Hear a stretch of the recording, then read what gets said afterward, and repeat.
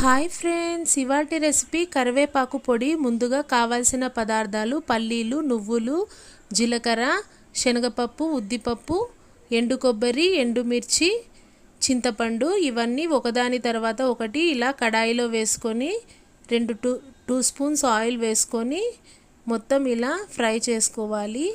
ఇవన్నీ ఒకదాని తర్వాత ఒకటి మిక్సీ వేసుకొని మిక్సీ పట్టుకోవాలి. తర్వాత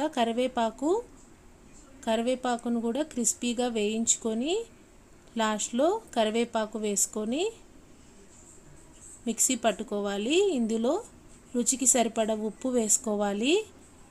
తర్వాత లాస్ట్లో వెల్లుల్లి వేయించుకొని కడాయిలో వెల్లుల్లి వేసుకోవాలి. ముందుగానే వేస్తే తడిగా ఉంటుంది ఈ పొడి. డ్రైగా రావాలంటే ఇలా లాస్ట్లో వేసుకోండి. ఇందులోనే సరిపడా చింతపండు వేసుకొని మొత్తం మిక్సీ పట్టుకోవాలి. Like and subscribe.